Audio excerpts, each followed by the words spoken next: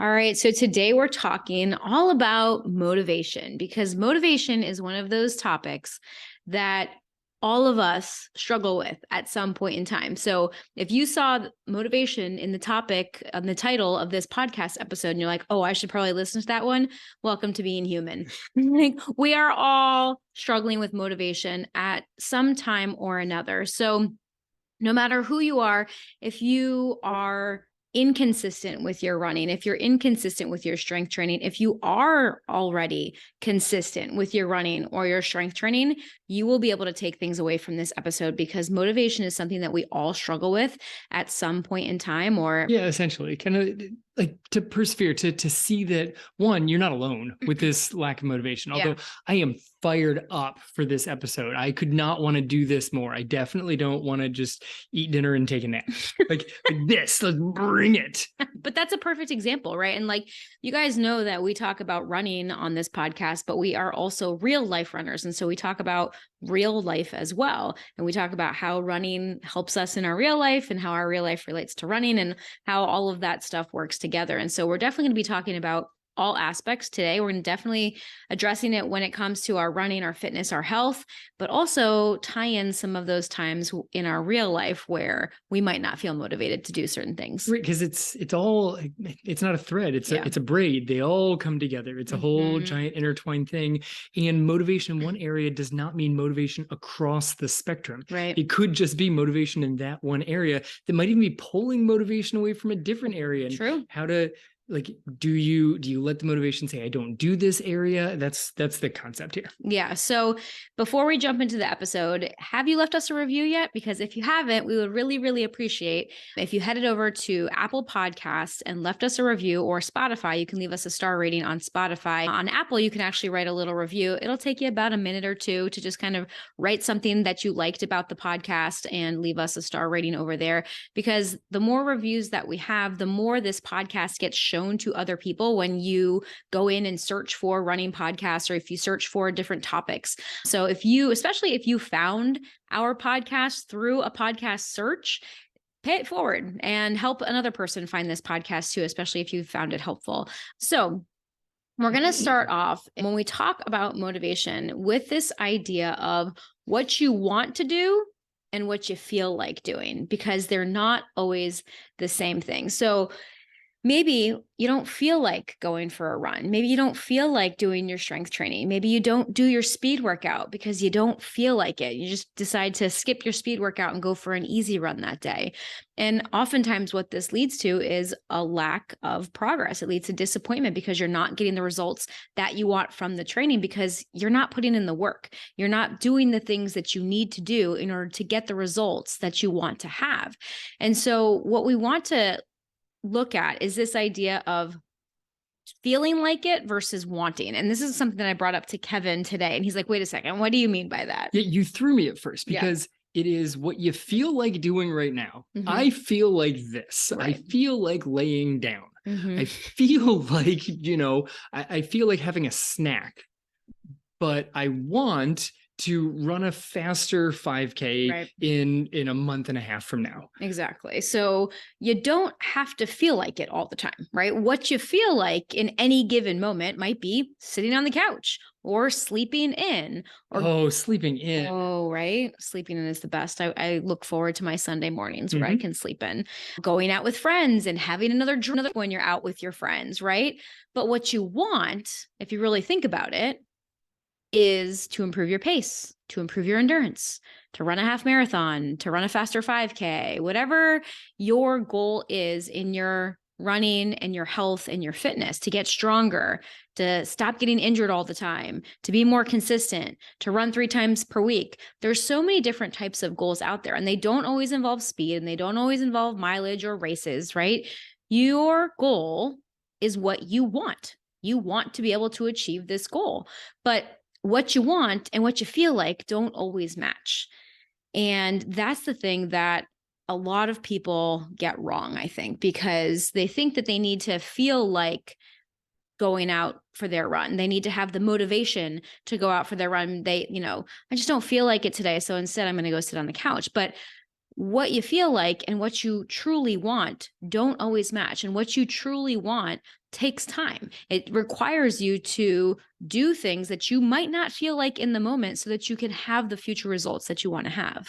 Yeah, I mean that's really what it is the thing that you want is not necessarily going to be immediately given to you based off of your actions. Right. Like I might not feel like going for a run, but ultimately the result that I want is only going to come if I do these runs, if I build up the runs and the strength training and all of the things, Right. even if I don't feel like it right now. Sometimes you do feel like it, and that's great. Like if what you feel like doing right now is also going to start building you towards the goal that you'd like to achieve, great. But sometimes the thing that you feel like doing right now is going to be neutral or move you in the opposite direction of your goal. And that can mean that you have to actually overcome what you feel like doing. What you feel like doing is usually continuing what it is that you're currently doing. Like that's how inertia works. If you're currently sitting on the couch, you probably feel like sitting on the couch because that's what you're doing. Or watching the next episode of that Netflix show that you're watching, because God, it just automatically starts. Rolls into the in next. 10 seconds. You have 10 seconds to like find the remote control and turn it off. Otherwise, the next episode just starts. And God forbid you had a kid and they're hiding the remote. It's out in the kitchen. Right. By the time you've got the remote to turn it off, the next episode has started. And so you might as well just make a snack because you're in the kitchen. The episode has already started and then you can go back to the couch. You might as well just continue on. And it's a whole idea of matching up with what seems comfortable right now, and does what seems comfortable right now actually lead to the bigger goal of what you want, which it takes time. I think that's part of the challenge is it takes time to get to these bigger goals. It's not an immediate result. Even the non-bigger goals, like how do you define bigger goal, right? Like even just really anything worthwhile that you want to achieve is going to take time and it's going to take effort, and you're not going to feel like it all the time. And one of the best examples that I can come up with is cooking dinner, right? Like, how many people have days, like raise your hand, you're probably like out on a run right now or driving in your car, like raise your hand or put a big smile on your face if has ever been a night where you didn't feel like cooking dinner, but you knew you had to, right? Because, it's important to eat or it's important to feed your family and you just don't feel like cooking dinner. And sometimes when you don't feel like cooking dinner, you order out. Right? Sometimes you pick up the phone, or I guess now it's not even picking up the phone. It's opening up the computer and putting in an online order and you order out. But if you order out every single time you don't feel like cooking dinner, you're probably going to notice something that you don't like in your bank account and around your waistline. Yeah. Right? If you think that cooking dinner is going to make you a healthier person, if you think that cooking dinner is important for you as a mom, as a dad, to provide for your family, if you think that cooking dinner is a thing that you should do, and we're not going to get into shoulds right now, but cooking dinner is a necessary means to an end of having food to eat for dinner, right? If you take away the takeout option. Right. Like it's a good long-term goal of the health benefits of cooking your own food. But like you just said, like you don't have to cook dinner. Right. Like that's the thing. You don't have to go for a run. You don't have to do your strength training today. You could skip it. Right. You could take an off day. You could get takeout. Right.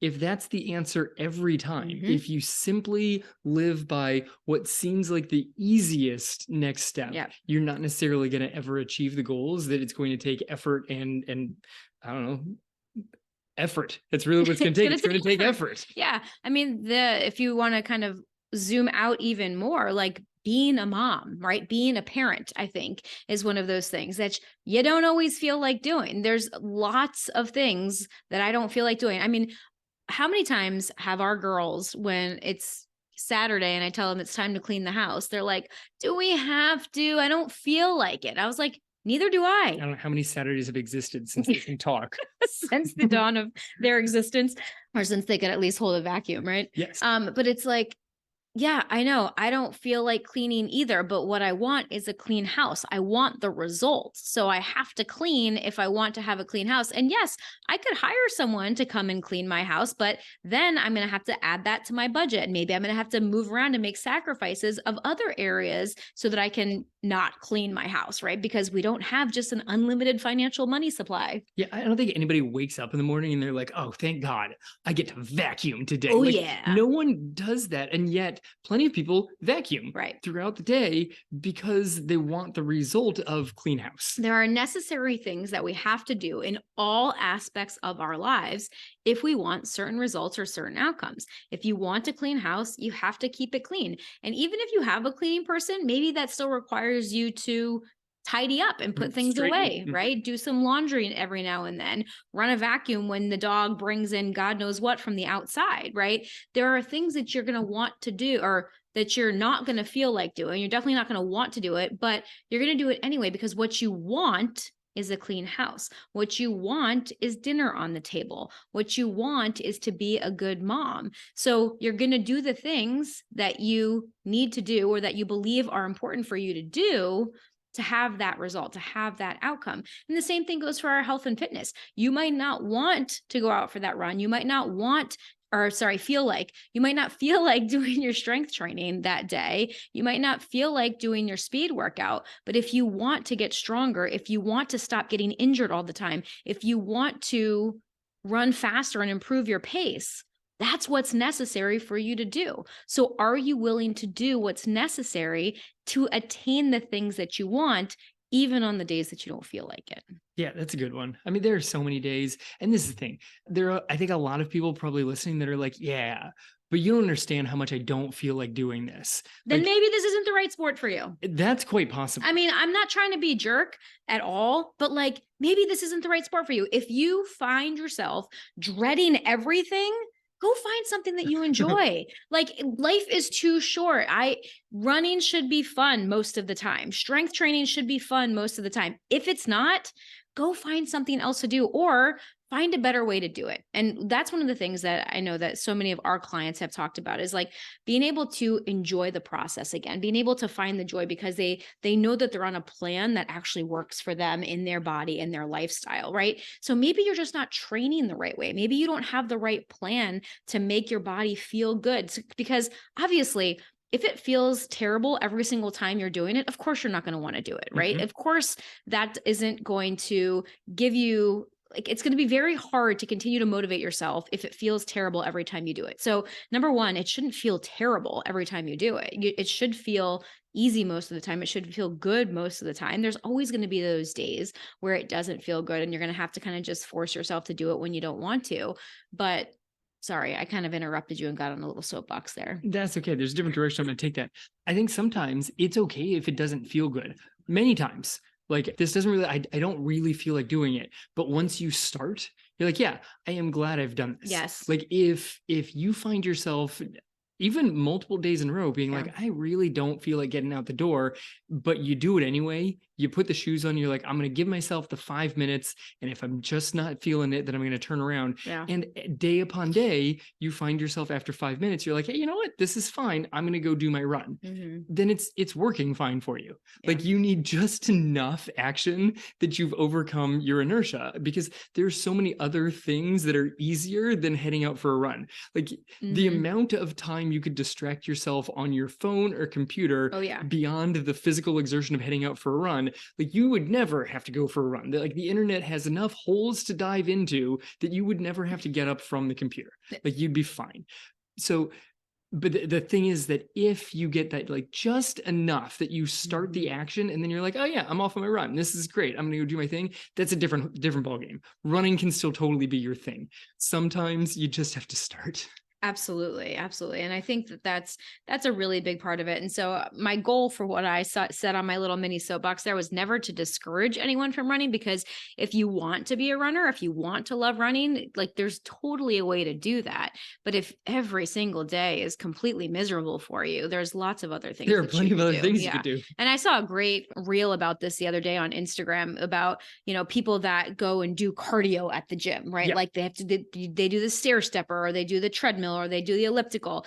And this guy was talking about how he goes out and plays pickleball because pickleball, like 90 minutes of playing pickleball burns like 1,000 calories for him. And he's like, he plays pickleball differently than I do. Right. Yes. He's sounds like he's a pretty competitive pickleball player, right? So he's like, if I go out and do that, I burn 1,000 calories, I get my cardio in, and it doesn't feel like cardio. It doesn't feel like I need discipline to do it. People talk about, you just need discipline. You just need to get in there and do that cardio. And it's like, yeah, but I got it done and it didn't have to feel so difficult. Yeah. But it's like, and if you can say that about running, then how amazing is that, right? Like, it doesn't feel hard. It doesn't feel like it's drudgery or that you have to go out and do it. Like you were talking about feeling good and looking forward to the runs. And I know that I recorded a reel, I think it was last week, about not wanting to go out for my run because it was kind of gross out and I was tired and I was sore. This morning I walked out of the house and it was 70 degrees. It was cool. Yep. And like this weekend was so gross and so hot and humid, but then we had like a really bad storm yesterday and it blew all of that out of here. And today was so lovely. And so when I was walking the girls to school this morning, I could not wait to go out for my run because I was just like, yay, it's like a little bit cooler. And it's May 1st. Which is nice. Yeah, it's May 1st. And so this is like a little gift that the weather is giving to us. But yeah, we'll see how long it lasts. No, don't worry. It was full-blown summer by this afternoon. By the time you ran this afternoon. Okay, so that's a little bit about feeling like it and wanting, like the difference between feeling like something and actually wanting something. So I would encourage you to, on those days that you don't feel like it, ask yourself, what do I actually want? And then make your decision from that place. The next thing we want to talk about is short-term versus long-term motivation. And this kind of looks more at our results. Okay. When we talked before about the things you feel like versus the things you want, that's kind of talking more about like your thoughts and your actions. This is talking a little bit more about those results. And so what we see a lot of times people doing is that they want to see these results very quickly because we live in a culture that rewards very, immediate gratification. And our technology has gotten us very used to getting things like right when we want them, right in this moment. And so as runners, we want to see results quickly. And a lot of people go into running with this short-term focus. Maybe it's a race. Maybe they choose a race and they decide, okay, I'm going to train for this race. And that's really the only thing that they're focusing on, or they just want to get faster. And so they just start doing a lot of speed work because they want to get faster. But ultimately, if you are going into running with just a short-term focus, it ultimately ends up in disappointment because those results are not sustainable. Maybe you get results at the beginning, you do see some of that short-term improvement, but then that progress stops or you even start to decline in some circumstances. Right, because if you're going for the short-term wins are not sustainable. Yeah. And this is like the new runner phenomenon. If you just start running, you're going to start improving pretty quickly. Yeah. Because any type of training is going to be better than not training. So you're just going to improve your global fitness. You get better at anything. Mm-hmm. You get better at running faster. You get better at running slower at your medium paces. Everything just improves when you start. Yeah. And Kevin and I are high school cross country coaches, and we joke about this all the time. It's like the freshman effect, like, or the new runner effect, right?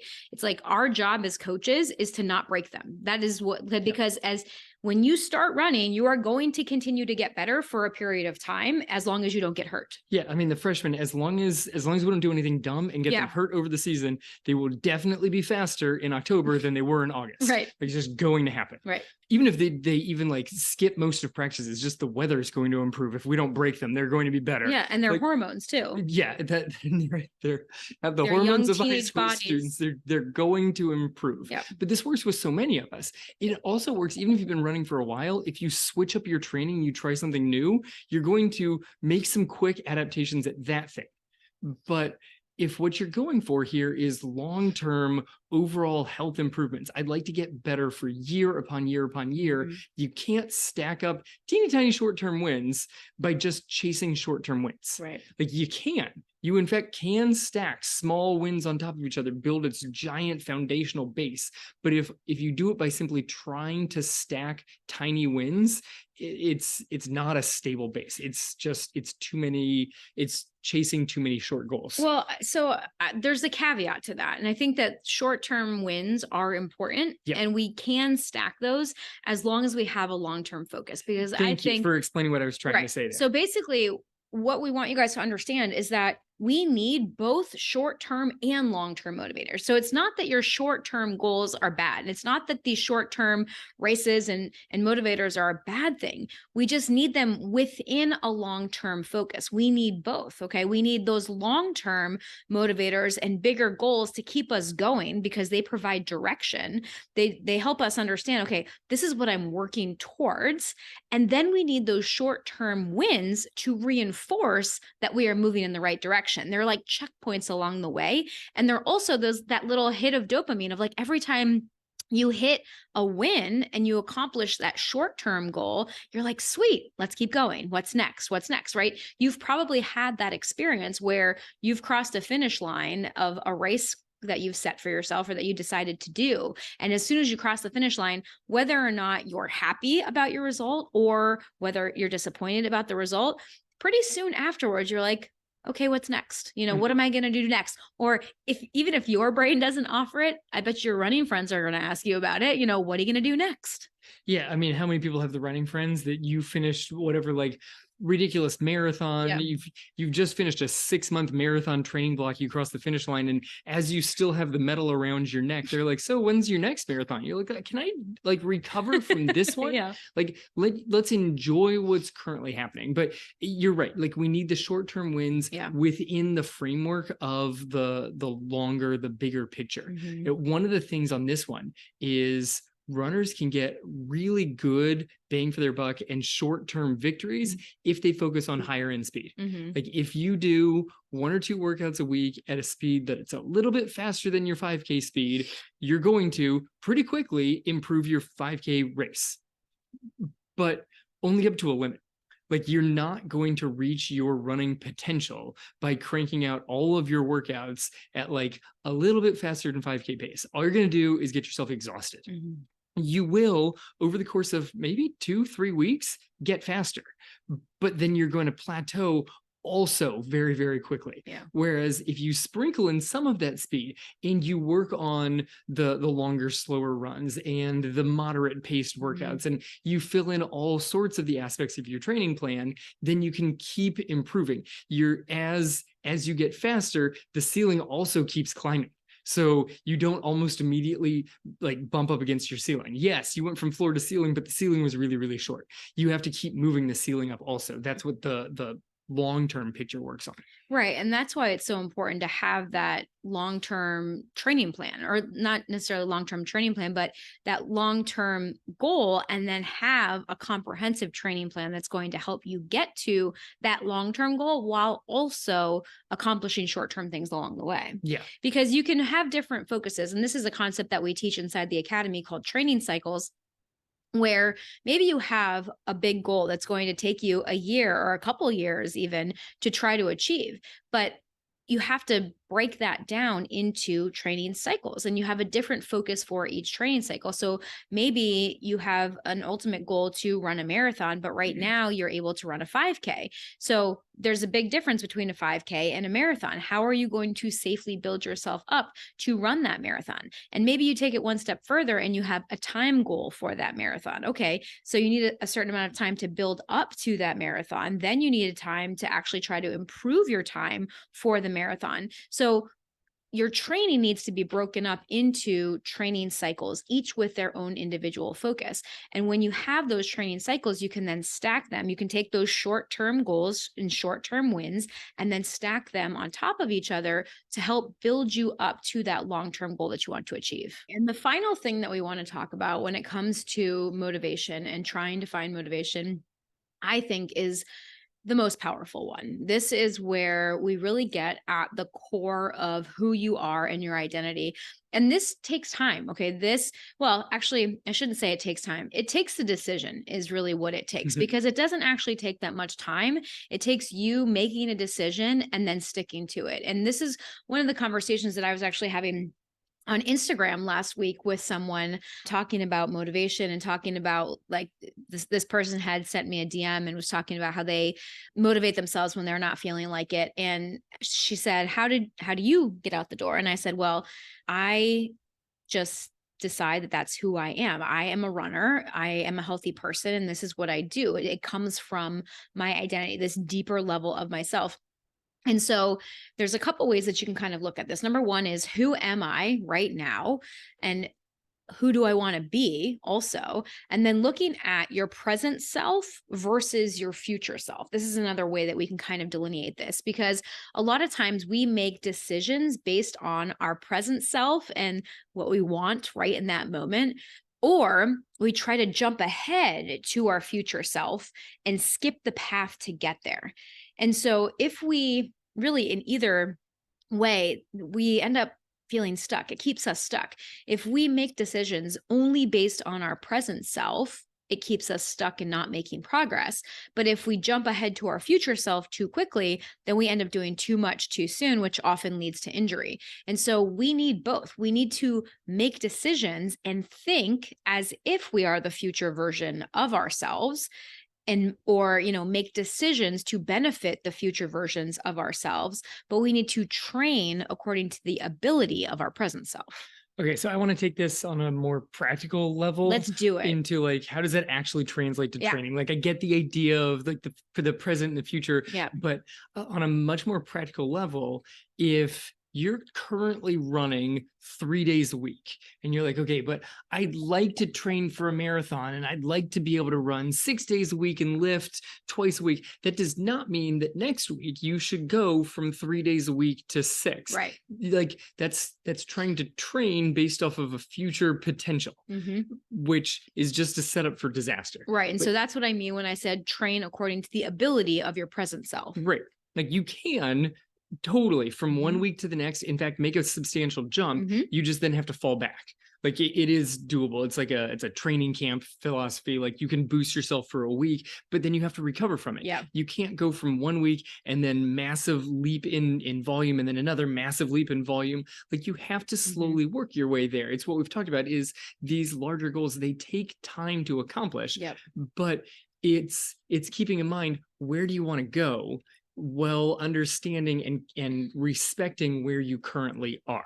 Right. And then to take it even one step further, it's who do you want to be in the future? Like, who is the future version of you? Who is the future Angie? What has she done? What has she accomplished? How does she think? How does she feel about herself? How does she feel about her health and her fitness and her training? And making decisions from that place, not from the person that you maybe are today. So this is where it starts to get kind of, a little more woo and a little bit more like ethereal and nebulous, because yes, like I started this off by saying, be that person and then make the decisions from the identity of that person.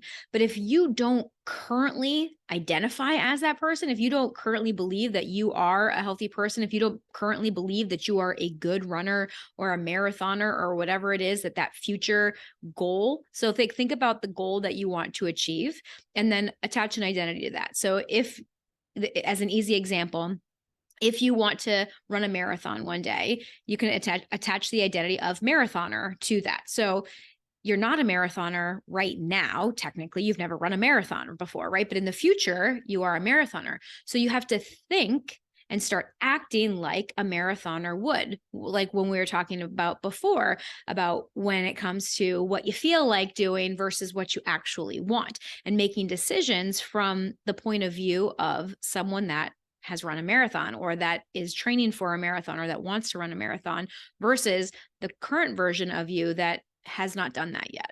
Right. But then train based off the ability of your present self. Right. And so, yes, I'd like to become a marathoner.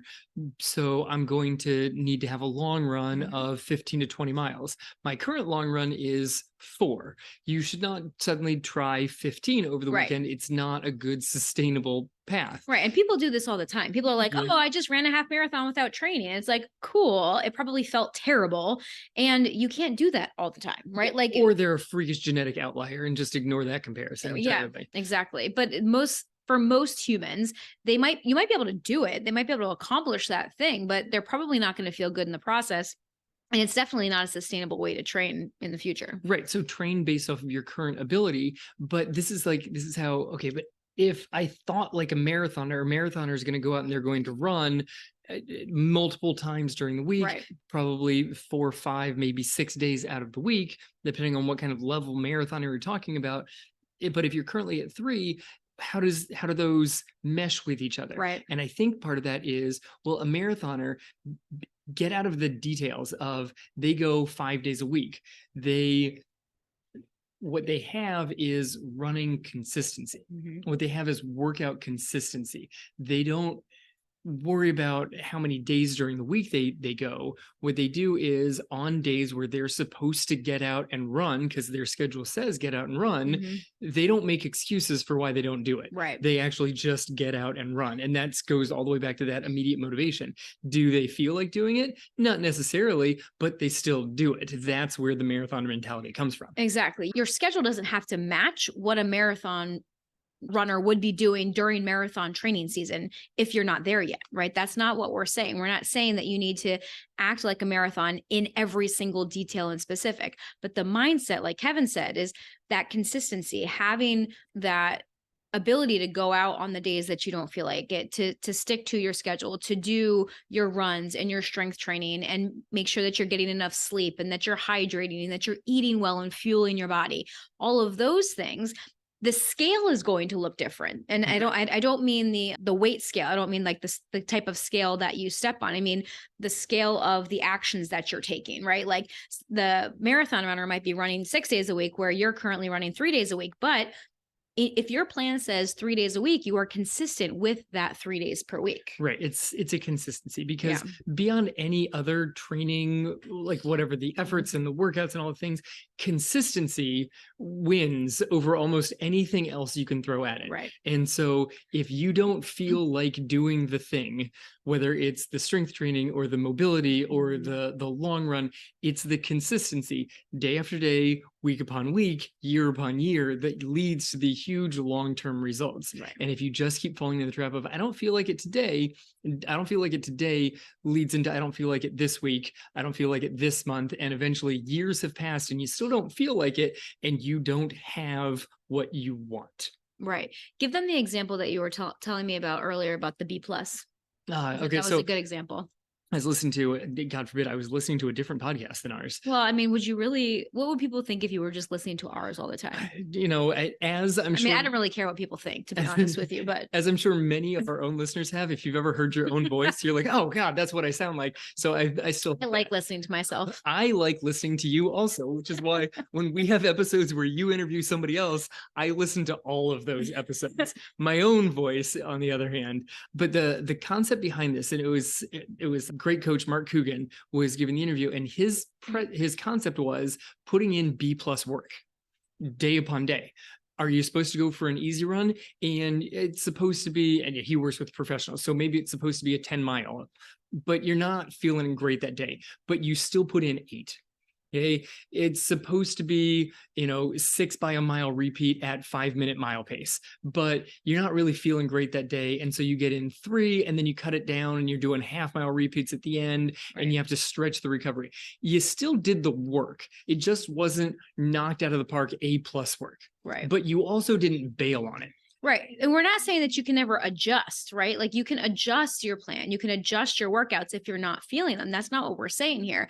But it's saying like every single time, you shouldn't have to adjust every single time. If you're adjusting every single time, then it probably means that your training plan isn't right for you. I think that idea of not wanting to adjust every single time, that's really the goal. You can make the adjustments. It's the constant need to adjust every single thing that suggests that you may be overreaching just a bit too much. Yeah, exactly. And so when we think about this idea of like thinking and acting like your future self or your present self, one example that comes to mind is this idea of money, right? Like people tell you should think like a millionaire, like there's always enough, make decisions from abundance, but which is all good, right? That's great. Great advice. But you can't actually spend money like a millionaire, or you're going to end up in massive debt, right? Like, yes, you can start thinking, if your goal is to make $1 million, fantastic, start thinking that way, but you can't start spending money as if you already have $1 million. And that's kind of what we're talking about here. You have to start thinking like the future, healthier, faster, more endurance version of yourself, but then meet yourself where you are right now and then start taking the actions that are going to build you up to get there. And then when your present self is telling you, I don't feel like it, I don't want to do it, I'm not there yet, you say, yeah, but this is what we need to do in order to get ourselves there. This is what I'm going to do to help honor my future self and start to make decisions that are going to benefit my future self versus benefit right now in the moment. Well, otherwise you never get to be your future self. Yes, like if you don't that's take true. the steps, you never reach the future self. But if, as you point out, if you spend as though you're a millionaire when you are not a millionaire, now suddenly you're like the classic NBA first round draft pick who blows out his knee in like the fourth game of the season and is bankrupt almost immediately because they spent like they were a super multimillionaire, even though they had not quite had all of the paychecks yet. You cannot train as though you're like a 2-hour marathoner if you are currently a 5K runner. Like it's just, that's not going to be a good balance. You can have the mindset and you can start making the steps to get there, but you're not there now. So you have to train with some respect for where you currently are. Yeah. I mean, you could argue that people that are playing basketball in high school should be training with the mindset of an NBA player if that's the goal. Of course. Right? Thinking like an NBA player, even though they still have to finish high school and probably go to college and then go into the go to the draft. There's a lot of steps to get there. At least that 1 year in college that they're required to do. Yeah, nowadays, right? But it's about the way that you're thinking and how you're identifying. And I would encourage you to start identifying as that person and then making decisions from that place, but then also figuring out how to meet yourself from where you are. And if that's something that you guys want help with, this is something that we absolutely love helping people with. And if you join the Academy, the Real Life Runners Academy, we can help you create a personalized plan to get you from where you are to where you want to be. We want to help you improve your pace, improve your endurance, and do it all without injury, or at least with decreased risk of injury, and know how to adjust things along the way if those aches and pains pop up. We want to help guide you. So if you are interested in that, and you want some help and some guidance, head over to realliferunners.com/academy, and you can find all the details there. We would love to help you with that process. And as always, thank you so much for joining us today. This has been the Real Life Runners podcast, episode number 306. Now get out there and run your life.